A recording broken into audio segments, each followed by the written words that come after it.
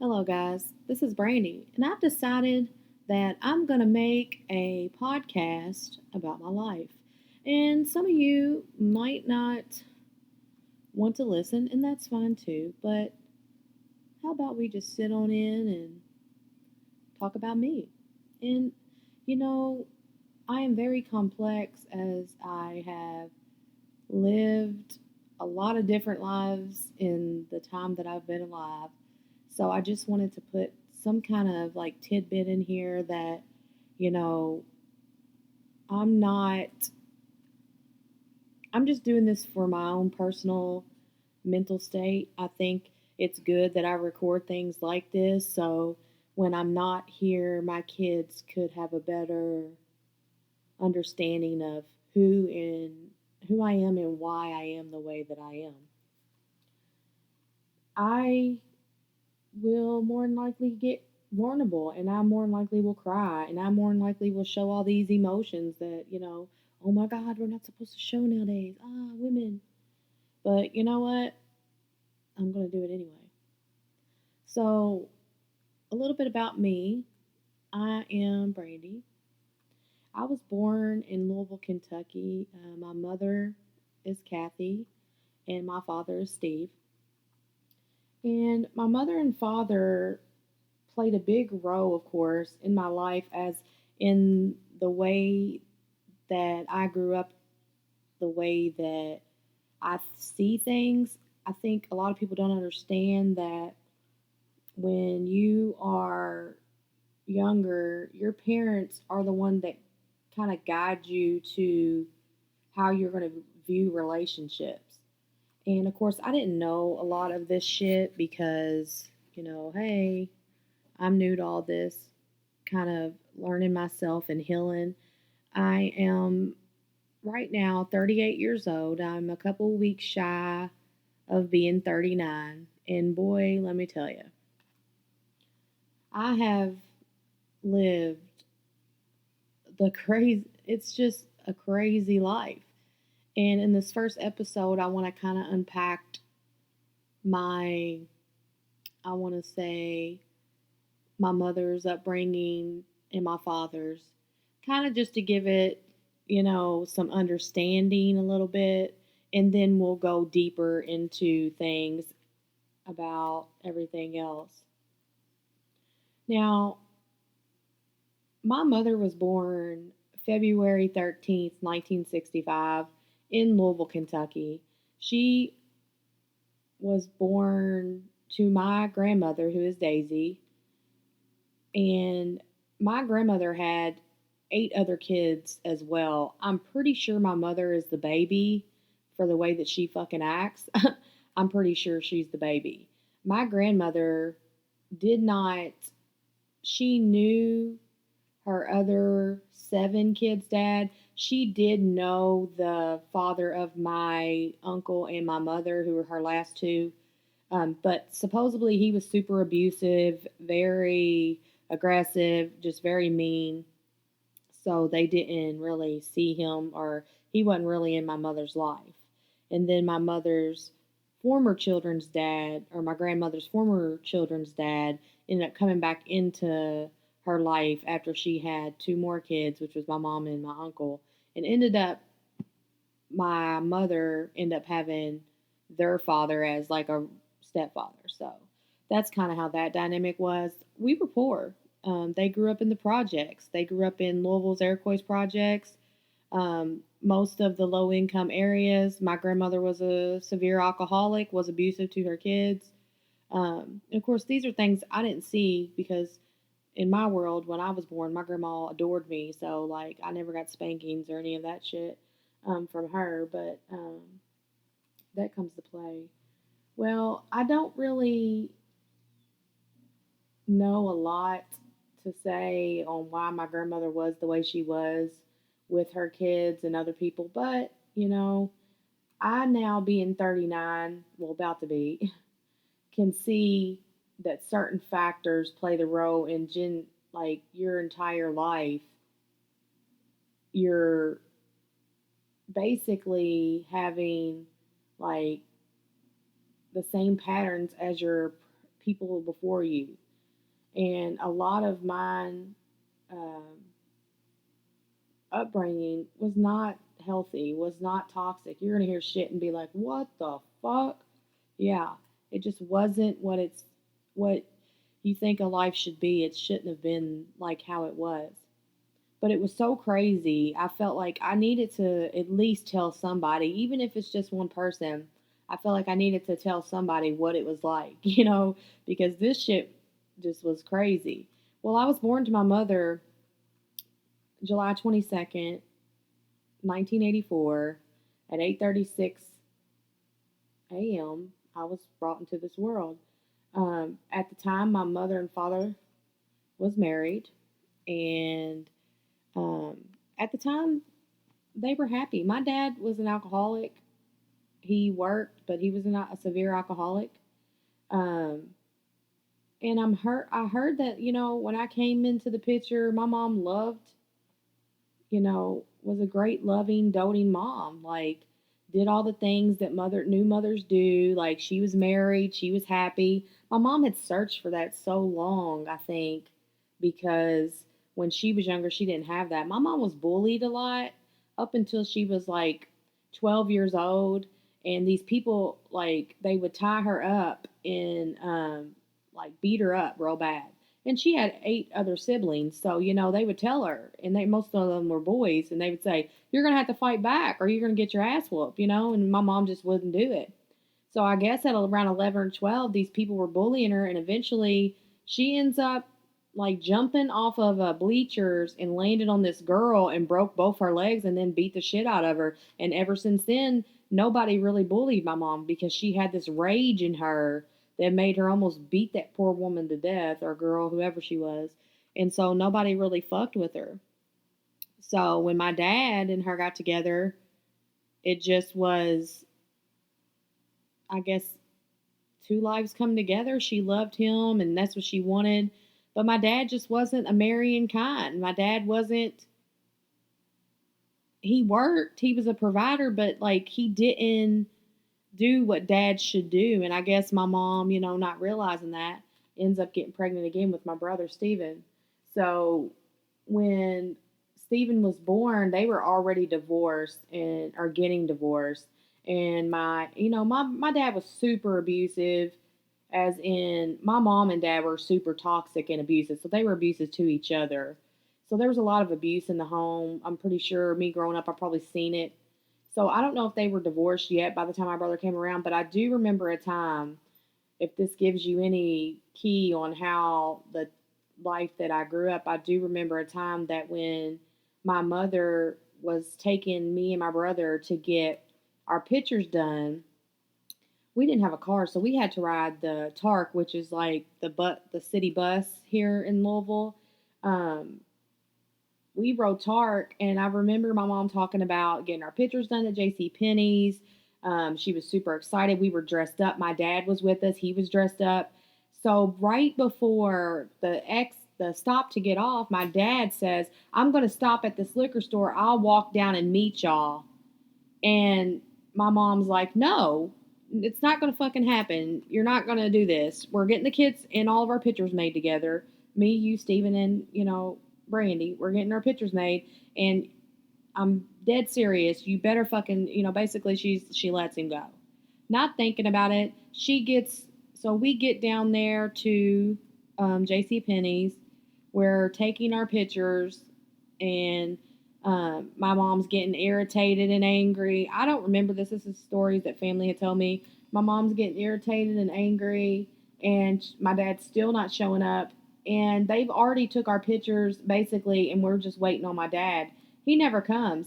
She eventually goes into her purse to pay for the pictures, and couldn't, because my dad had stole all her money out of the purse and got off and went to drink.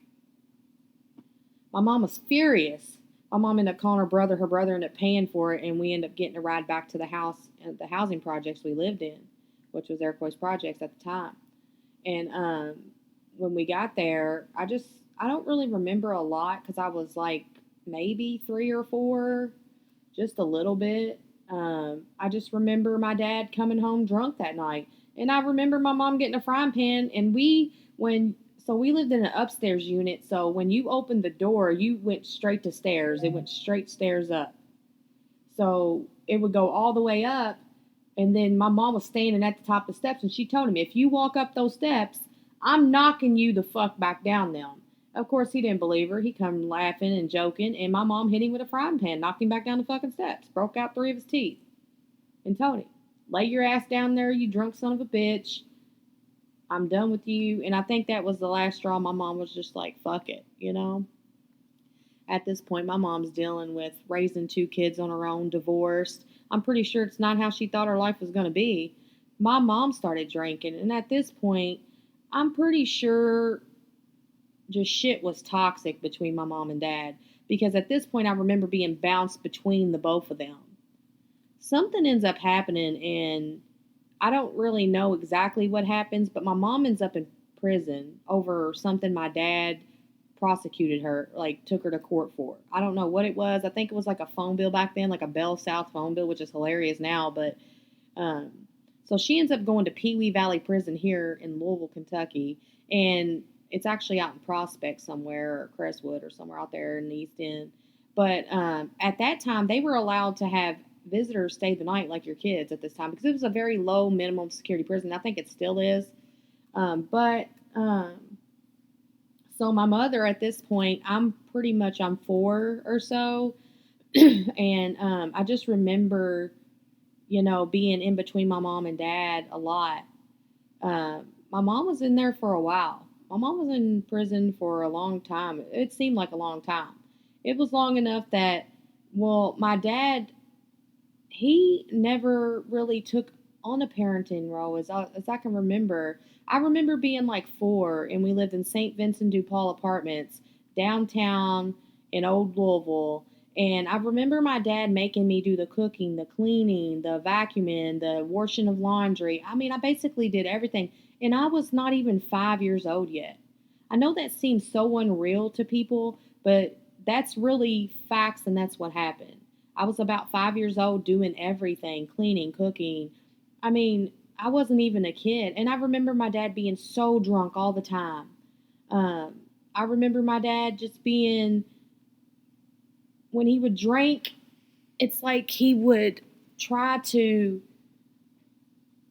be a loving father. It was like when he would drink, he would think, he would like be in my face talking to me, and I would smell the liquor, and I could smell his body odor from where he hadn't showered. I could, like, certain things about alcohol just takes me back to that. And I think that's why I'm the way I am today. But at this time, we're living in St. Vincent de Paul Apartments. My mother's still in prison. We're visiting her on weekends, of course. And my dad's really not there. I'm taking care of my brother as best I can. I'm 5. He's 18 months younger than me. So he had to be at least 3.5, going on 4. And um, it's just, I just remember being so lonely. I remember having, it was a 2-bedroom apartment. My dad had a big bedroom in the back. We had a bathroom in the hallway. I had my bed, which my bed was New Kids on the Block. I'll never forget it. I remember laying in bed one night and hearing about New Kids on the Block, one of the people setting the Louisville Gardens or Louisville something on fire. And I remember listening to the radios at night just so I can have peace, because my dad would be listening to just every kind of music. My dad would love music, so he listened to music all the time, especially when he was drunk. That's how you knew he was drunk. He'd have music playing like all the time. So I don't really remember much about my brother, just him being my brother, you know what I'm saying? And me taking care of him, taking on the care. My dad was really mean to him. My dad really abused my brother, as in spanked him for no reason. My daddy never really spanked me. He never really abused me that I can remember. I think I got a couple butt whoopings, but it wasn't nothing crazy. But my brother did get the worst end of it. Um, and he would just be like, you're my princess. And at that time, I really started feeling like like this is not normal. Like I'm 5 years old. Why am I doing all this? I would go to school because I was in kindergarten at this time. My brother was staying back at a preschool. And I would see kids. I was so much more mature than those kids. I was so much more grown. And the teachers seen it, and the teachers would be like, "You're such a grown woman," or like a grown woman at 5. I remember them telling me that because I fucking was in survival, bitch. What do you think? I remember one day just sitting in class and being like, damn, you know, this is, I miss my mom. I missed my grandma at that point. I missed everybody. I was just a really sad kid because I was so alone. And I remember, and it's hard to talk about now because now that I think about it, like I haven't really talked about this. I remember walking home, from Englehart Elementary. I'll never forget it. Walking down Oak Street to the other streets. I can't even tell you what those streets are. I would if I was in front of them, but getting over to St. Vincent de Paul, which was on Ormsby, I think, or somewhere over there. But I'd go down to get my brother, and then he was in the little back in the day. They used to have these little fucking trailers in the back of schools, and they would have different classes in there. And my brother was in that class, so I'd pick him up, and I would take him, and we'd walk home. And my dad was typically passed out or at work at that point. He was working for some body shop at this point. And I would go into the house. I remember locking the door. I remember cooking Stephen lunch. And I remember all these things. And I remember something different about this day. Like, I just felt uneasy. That's when I started realizing I feel people's energy. I was on high alert, because I knew Dad's going to come home drunk or something. He ended up coming home that night super drunk. And I remember being asleep, and I remember him coming to the bedroom, and he was like, Brandy, come here. And I was like, Dad, I'm sleeping. I got to go to school tomorrow. He's like, I know. I said, you've been drinking. He said, come here. And I'm telling you, I was really grown at 5. So I get over there, and he's like, come in the bathroom with me. So I come in the bathroom, and he's like, and he holds this. At the time, I didn't know what it was, but I thought it was a cigarette, but it was a joint. And he said, this is the last weed I'm smoking, and then I'm going to be a great dad. I'm going to take over everything, and I'm going to do this. I was like, okay, I'm fucking 5, dude. Why are you telling me this shit? And he goes, I remember you saying you wanted your hair cut. And I said, yeah, I just wanted a trim, but it can wait. And he's like, okay. And I went to bed. I didn't think much about it. I was fucking tired, probably from doing everything. And when I woke up, my dad had shaved my head bald while I was asleep. And I know that I used to laugh at it, but now that I think about it, damn, I was fucking 5 years old, and I had when I tell you my hair was beautifully long, it was beautiful and long. And he shaved me, like while I was asleep, shaved my head. And when I woke him up, bald, crying, with a rat, I had a fucking rat tail. He said, you told me you wanted to be like Sinead O'Connor last night. I said, no, I didn't. What am I going to do? I can't go to school. Like, I was upset, crying, like, devastated. And he said, get the fuck to school. I'll never forget it. And I grabbed this Cozair for Children's hat, the white ones they used to give out with the orange bill cap. If you're from Louisville, you know what I'm talking about. I put it on my fucking head. I grabbed Steven. He was laughing at me. And we walked to school. I had a fucking rat tail. And my head was fucking shaved. Okay? I get to school. And I see my cousin Nikki. This is a funny story that we tell between ourselves. But I see Nikki, and she sees me, and I see her. And I'm like, hey, I'm bald now, type shit. She takes off running, acts like she don't know me, which she's a kid. She can't help it. It's hilarious that we talk about it now, but that's how we deal with things. We have to when it's this fucked up. And I remember going in class. I remember everybody looking at me when that happened. I didn't realize how I was bald. One, two. I had a fucking white with an orange bill cap on. Like what the fuck, you know?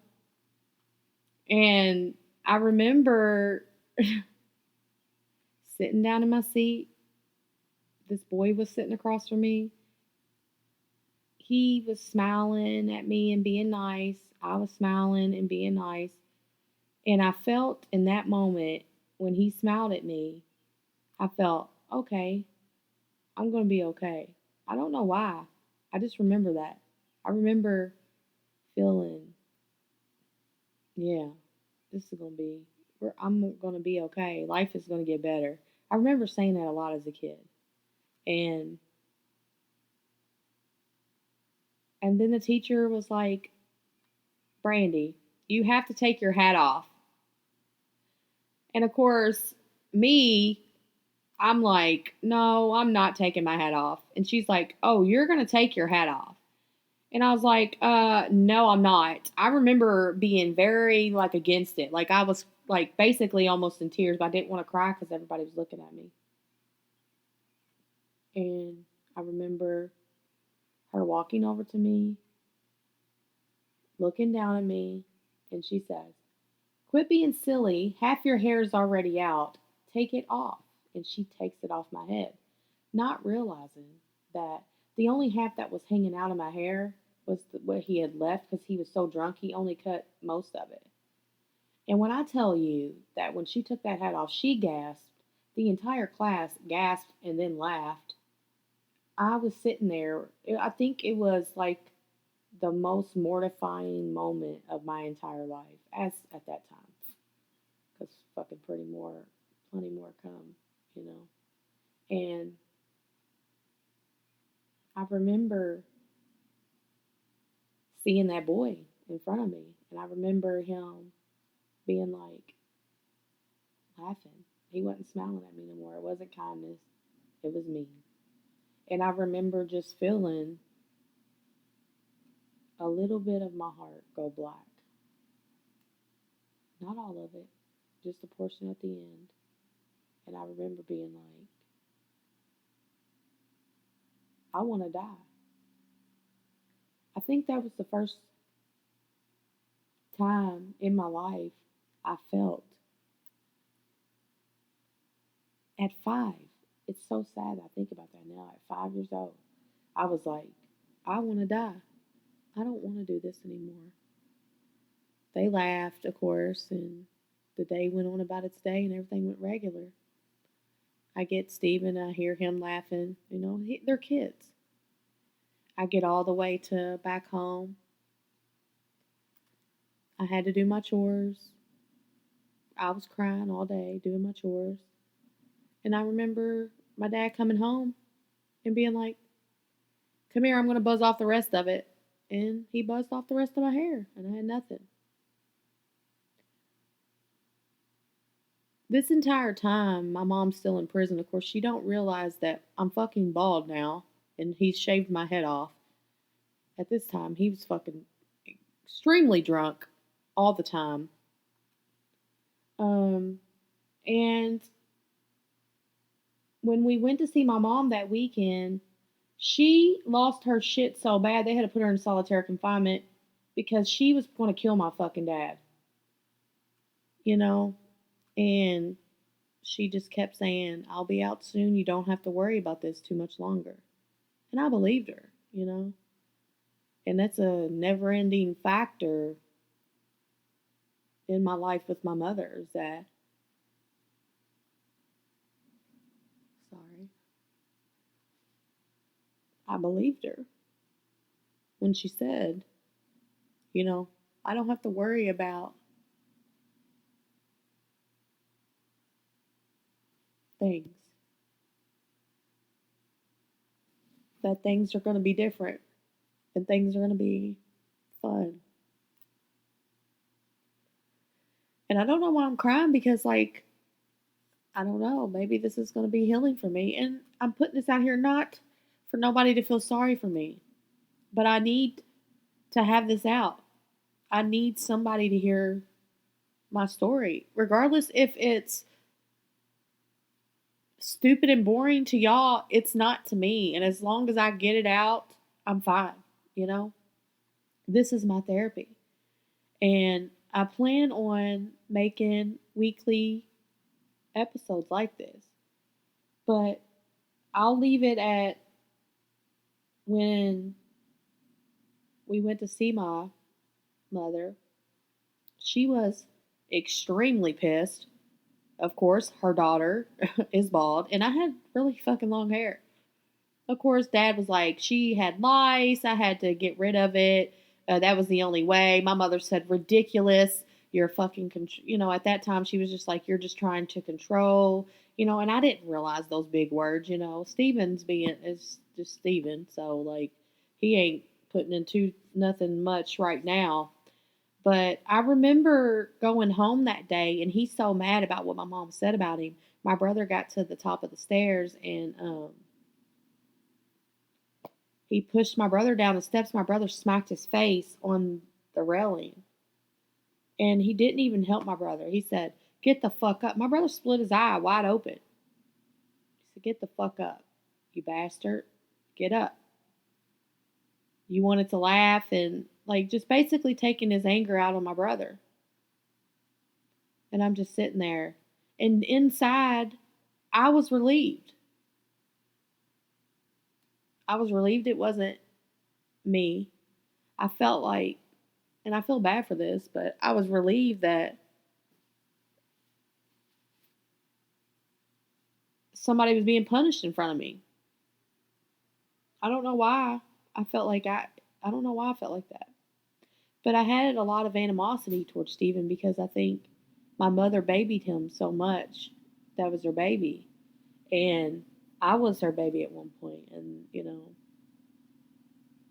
when a new one comes along, it just happens.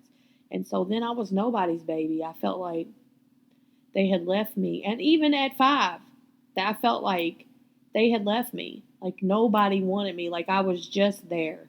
At 5 years old, I felt like I was just there to, like, I wasn't picked. I wasn't chosen. I wasn't anything. I was just there to be a person. Nobody wanted me.